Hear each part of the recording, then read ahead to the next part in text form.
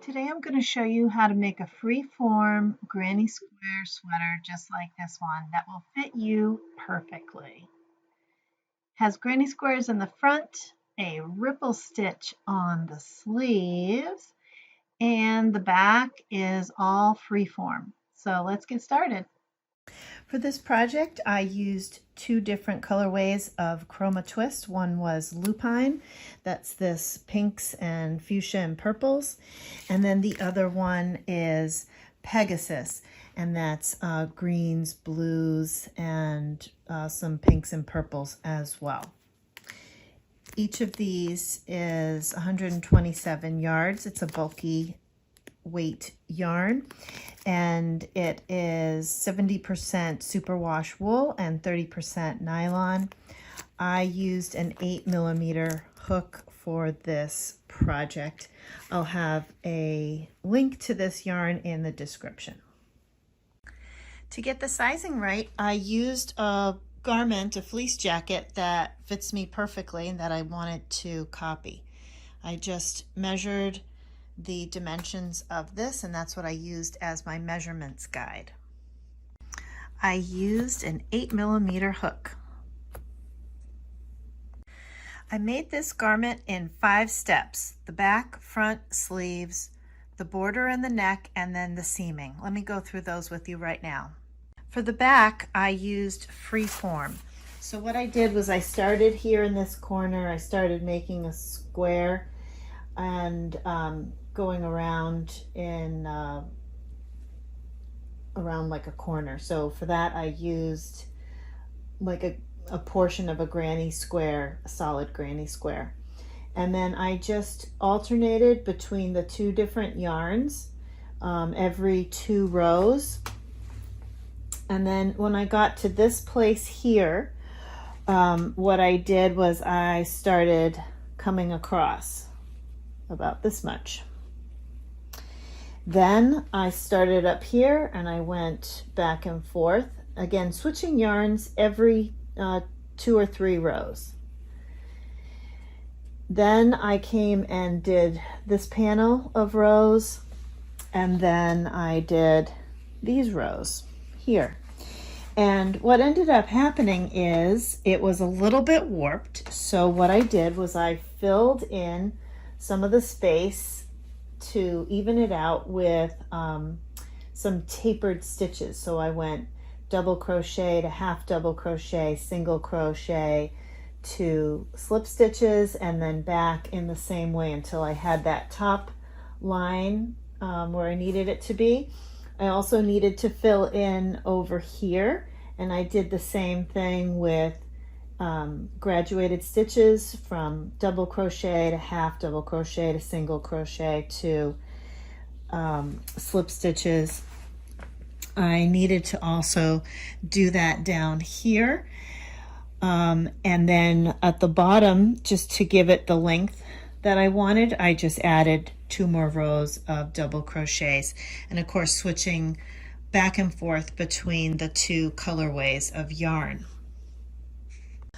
Originally, I had intended for this to be, you know, very even and blocky, and because of, I don't know, maybe I wasn't doing it right, quote unquote doing it right, it didn't turn out that way. So that's why I needed to add in these freeform sections to make it right.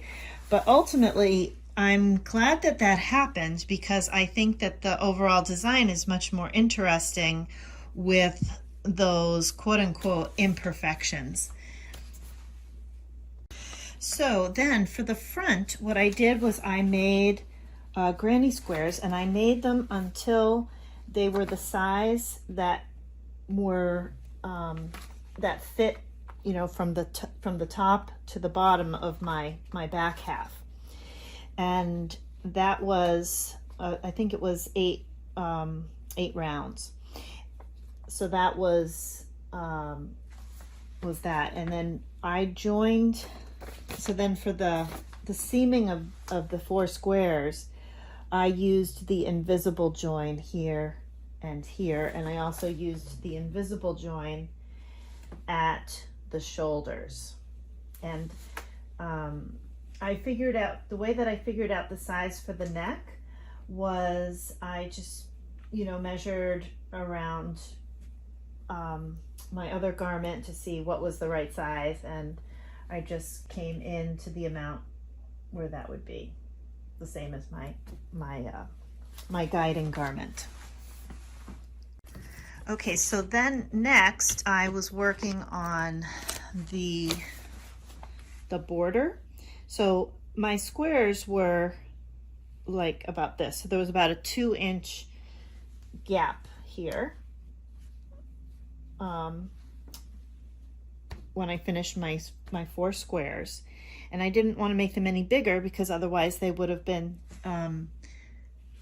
they would have come down too far down. It would have been taller than the back. So what I did instead was I added a border of an extra 2 rows, and I went all the way around. I started at the bottom, went up, came around this corner, and then when I came around to the back, the 2 rows that are in the back, I matched them with the solidness of the back. So these were just double crochets all the way across, and then I went back into granny stitch here, came all the way down, and then did another row the same way all the way around to here. For the seaming from the underarm, from the sides of the sweater, what I used was I just used a slip stitch join, and again I used my garment, my fleece jacket as a guide, but I also measured around my arm, you know, for what was a comfortable amount, knowing that stuff stretches, so I, you know, kind of picked an amount that was not too loose and not too tight.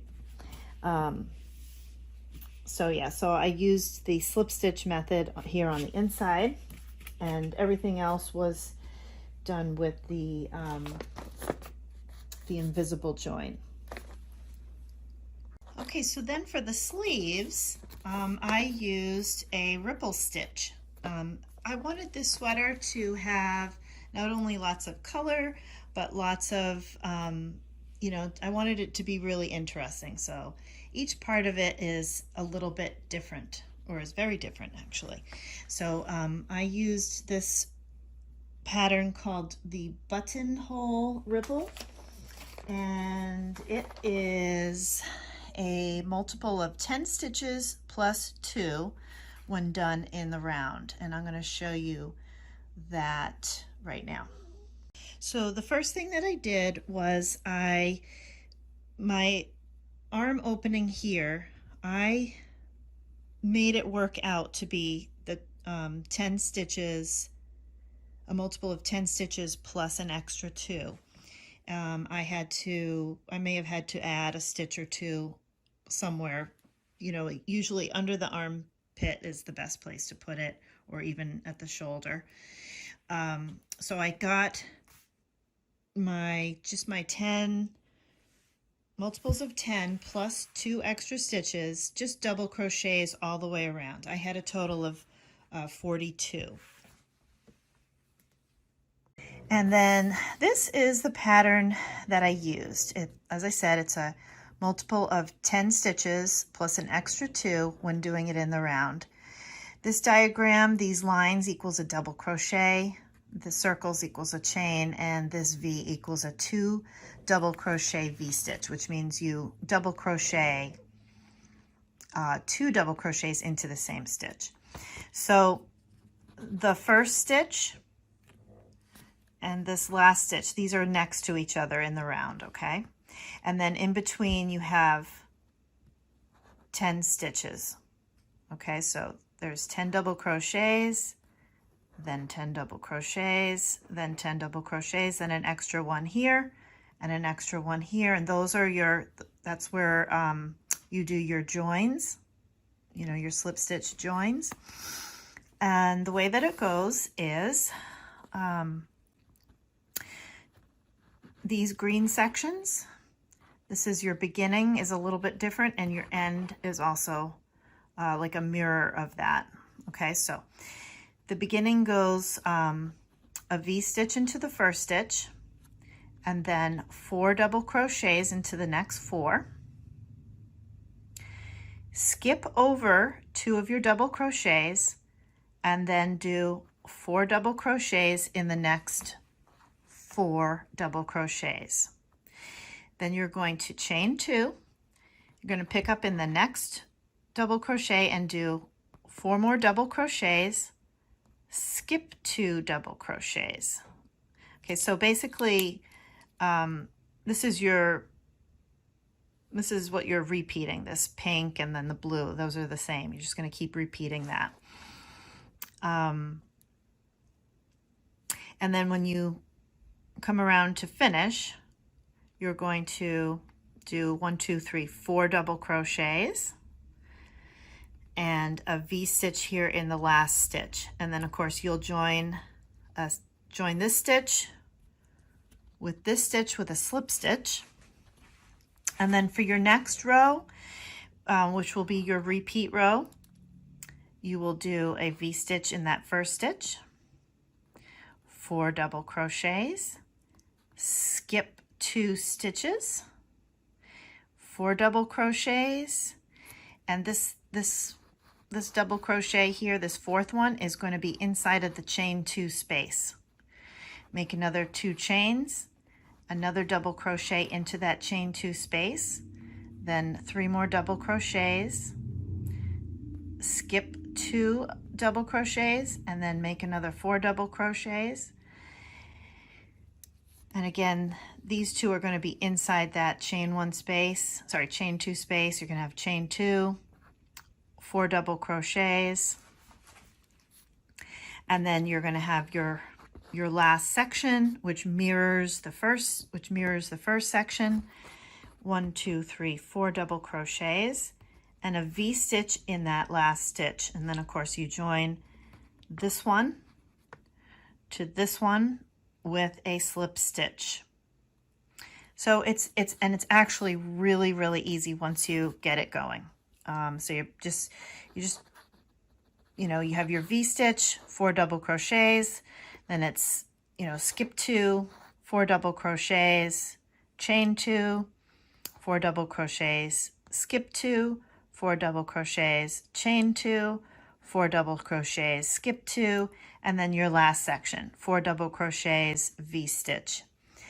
Once you're onto this 3rd row here, it's smooth sailing and it's very easy because you can see where you are. So I did that on both sides for both sleeves, switching the different yarns every other row, and you have this kind of nice graduated color changing going on.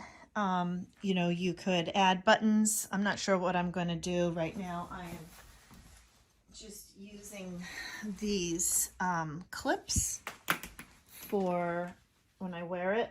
I just secure it like this.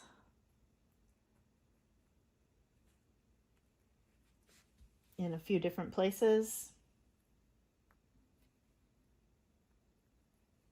So that's just what I'm using for now. So I added a zipper, and it's pretty easy to do. On the place where you want to add the zipper, on the inside loop of your last row of stitches, you're going to add a row of half double crochet going into that front loop, and then on the other side you're going to do a row of half double crochet on the other loop of that stitch, forming a pocket. You'll pin it and then sew that zipper in. So I hope that you like this, and if you like it, give it a thumbs up, share it with your friends, be sure to subscribe for more patterns, and if you're interested in a written recipe of this pattern, take a look in the description below or leave me a comment to let me know you'd be interested, and I'll make that up if people are interested in it. So Thanks for watching, and I can't wait to see yours. You can share your pictures of any of my patterns in my Facebook group, and I will have a link to that in the description below. So thanks again for joining, and we'll see you soon. Bye-bye.